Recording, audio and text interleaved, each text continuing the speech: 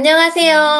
안녕하세요. 네, 호주 사는 친구의 혜즐입니다. 오늘은 그동안 되게 많은 분들이 사실 되게 궁금하셨어요. 호주 사는 친구가 아니라 제가 인스타나 이제 블로그로 저희 아이들 이제 호주에서 사는 거 공유를 하다 보면은 사실 저희 첫째가 책을 되게 좋아하는 아이예요. 근데 이게 아기가 엄청 아니라 좋아하죠. 이제 6학년이 되었거든요. 고학년인데도 지금도 책을 엄청 좋아하기는 해요. 자기가 자기 스스로 자기 책벌레라고 또 얘기를 해요. 그러니까 자기 크리스마스 선물로 책 전집을 받지 않았어요? 맞아요. 전집은 아, 아니고 미스테리 박스예요. 어떤 아, 책이 올지 모르는 약간 그런 걸 아, 선물해줬는데 그런 걸 다 선물한 것도 이유가 있거든요. 그동안 사실 나래님도 너무 궁금해하셨고 사실 많은 호사치님들이 이거 얘기 좀 해달라고 했던 게 네. 어떻게 첫째 그렇게 책을 좋아해요? 라는 거에 대해서 오늘 한번 같이 얘기해 보도록 할게요. 제가 네. 생각했던 꿀팁인데 좀 모르고 계시는 분들이 많으시더라고요. 그러니까 그런 거 아, 하나씩 이야기해 보도록 할게요. 네. 궁금하신 거 많이 물어봐 주세요. 지금 그러면은 첫째 따님은 6학년이고 둘째 따님은 만 5살이고요. 아직 프리스쿨러. 그러니까 내년에 킨디의 학교에 가는데 이게 한국이랑 조금 다르지만 지금 약간 유치원 가기 전 나이인 것 같아요. 한국으로 보면. 한국으로 보면은 몇 6살, 살? 6살이죠, 6살. 6살. 아, 또 네. 유치원 가나요? 네, 맞습니다. 유치원 그러니까 갑니다. 유치원 가고 내년에 또 유치원 가고 그 다음에 학교 1학년 가는 거. 딱 그 나이예요. 근데 저는 책 좋아하는 것도 어느 정도 성향이 한 30%는 먹고 맞- 들어간다고 생각을 하거든요. 음. 그러면 첫째 따님은 책을 원래부터 태어날 때부터 좋아했었나요? 그건 아니고 태어날 때부터 책을 좋아한다기보다는 약간 어렸을 때 지금은 막 책 육아라 그러고 그때도 약간 그런 단어가 있었지만 벌써 첫째가 지금 12살이잖아요. 그때 막 책 육아를 내가 해야겠다라고 해서 막 하거나 얘를 꼭 책 좋아하는 애를 만들어야겠어 막 약간 이런 건 아니었고요. 지금 생각해보면 근데 그렇게 제가 했던 행동들이 아이를 지금 이렇게 책을 좋아하는 거로 내가 환경을 만들어주지 않았나? 라는 생각이 드는 것들이 있어요. 가장 첫 번째는 아이가 어렸을 때 유모차 끌고 제가 다닐 때 집 근처에 갈 데가 별로 없었어요. 호주에서. 호주에 거주 네, 중이시죠? 호주에 거주할 때 갈 데가 별로 없었고, 약간 놀이터를 가냐, 쇼핑몰을 가냐에 약간 선택의 기로에 섰으면, 네. 저는 놀이터 가는 게 사실은 솔직히 너무 힘들었어요. 야외에 있잖아요. 그럼 뭐 그네 좀 네. 이뤄야 되고, 막 이런 걸 하는 게 너무 힘든 거예요, 맞아요. 솔직히. 맞아요. 체력적으로. 힘들죠. 근데 저희 동네에 있는 되게 작은 쇼핑몰인데 그 옆에 도서관이 있었어요. 그래서 저는 사실 매일매일 도서관으로 출근 도장을 찍으러 갔어요. 유모차를 끌고. 그걸 내가 책을 좋아야지? 막 약간 이런 건 의도한 건 아니고, 그냥 실내 놀이터를 간다는 느낌으로 야외 네. 놀이터는 막 햇빛도 세고 막 그런 게 있으니까 놀이터 가는 기념으로 사실 도서관을 매일 갔었던 것 같아요. 그래서 애기한테 뭐 책을 읽어주거나 그런 건 아니고 그냥 가서 놀았죠 맨날. 자연스럽게. 그냥 계속 놀았었어요 거기에서. 그러면은 헤이즐님이 책을 좋아하시기 때문에 도서관에 그렇게 자연스럽게 가는 것도 아니었을까요? 그런 것보다 내 책을 어차피 읽을 수는 없으니까 그냥 그 도서관에서 하는 왜 프로그램도 많잖아요. 한국도 분명히 있을 거라고 생각을 하거든요. 네네네. 그러니까 그런 프로그램 되게 열심히 참여를 했어요. 왜냐면 아, 무료잖아요, 그런 거. 아, 무료고 막 너무 잘 돼 있고 막 여름에는 시원하고 겨울엔 따뜻하고 이제 그러니까 네. 거기를 정말 매일매일 참새방앗간 가듯이 그냥 가서 놀다 왔어요. 그럼 정말 그냥 진짜 태어나서부터 그냥 자연스럽게 도서관에 갔기 때문에 책을 좋아하게 된 거네요. 아니에요. 그건 아닌 것 같아요. 이제 그런 거에서 그래요? 책은 거부감은 없었던 것 같고, 네. 약간 제가 생각했을 때 아이가 어렸을 때는 그냥 정말 이런 책은 장난감인 거지. 아, 탑쌓기 하고, 징검다리 만들고, 그런 거 네네네.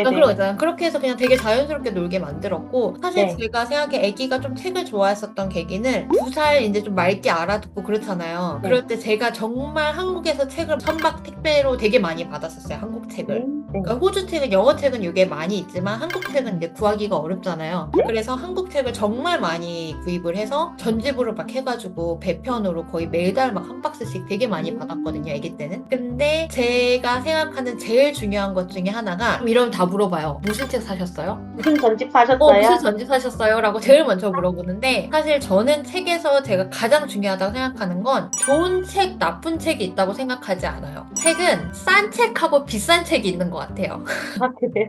싼 책은 너무 뭐고 비싼 책은 뭘까요? 아니 그 비싼 책은 막 전집에 100만 원이 넘어가잖아요. 애기들 맞아요, 거. 맞아요. 근데 전집 싼 붙으면 거는 비싸요. 전집에 뭐 10만 원도 안 해요. 근데 막 비싼 거는 뭐 애기에 뭐를 해주고 뭐 해줘서 맞아요. 뭐 이거 뭐 많아. 근데 나는 어차피 내가 한국에서 보고 직접 구입을 하는 게 아니고 온라인으로 구입을 구매를 하던 거 보니까 보고 적당한 가격에 항상 중고 서점을 이용했었어요. 한국의 알라딘 같은 아니면 그 개똥 서점? 개똥 서점. 네. 저는 그거 되게 많이 이용을 해서 중고로 해가지고 사실 다 받았는데 이런 책들 전집 같은 거 정말 다 중고로 산 거거든요. 아이들 거 그 당시에. 근데 너무 컨디션 좋아요, 한국은. 전집 상태가. 아직도 사실 이거 둘째가 이제 보니까 아직도 다 갖고 있는 책들인데 그래서 저는 그냥 다양한 책을 접하는 게 되게 중요하다고 생각을 하거든요. 종류를. 비싼 책, 어디 유명한 거 이런 게 문제가 아니라 그냥 우리 아이가 좋아하는 책을 찾을 수 있게 좀 노력을 했던 것 같아요. 보통 그러면 아이들이 책을 딱 한 권에 꽂히면 그걸 계속 읽잖아요. 그럼 헤이즐님은 그거를 다른 책으로 이렇게 조금 유도를 시켜주셨나요? 아니면 그냥 네가 질릴 때까지 봐라 라고 이렇게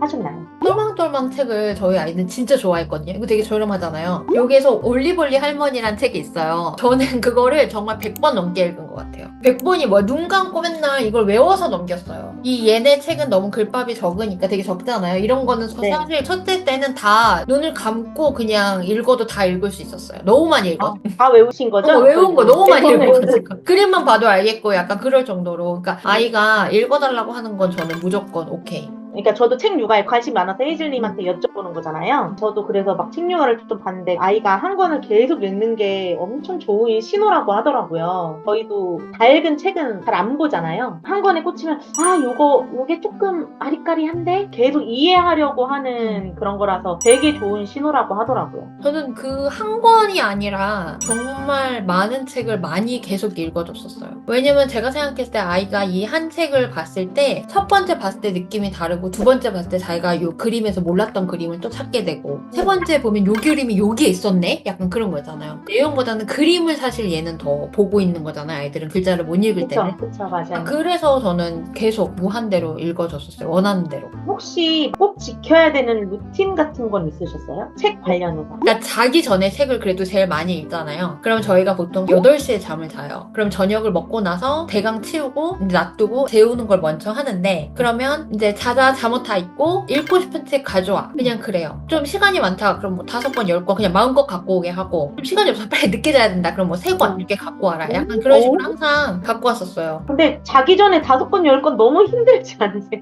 힘들죠. 그 10권 시간도 거의 뭐 1시간 아니에요? 그러니까 좀 일찍 누워요, 항상. 얘를 만약에 9시에 이제 아이가 잔다. 그럼 9시에 재울 거면 8시부터 저희는 누워서 책을 해서 9시에 자는 거지. 결국 자는 시간은. 현실은 이제 누워서 자라, 계속 자라, 이건. 그럼 안 자지. 절대 안 자, 절대. 그래가지고 같이 잔 적도 너무 많고, 그 읽어주고, 읽다가 내가 먼저 잔 적도 많고, 한 8시 반에 많이 자거든요? 그러면 이제 빨리 7시 반부터 준비. 그래서 7시 반, 8시부터 이제 준비를 해서 한 8시 반에는 자게끔 하는 거죠. 근데 저희는 잘 때는 사실 너무 늦지만 않으면 마음껏 읽어주긴 했어요. 그래서 첫째는 거의 이런 짧은 책이나 이런 거 되게 짧잖아요. 이런 거는 정말 그 전집이 20권? 책을 매일 20권을 읽었었어요, 약간.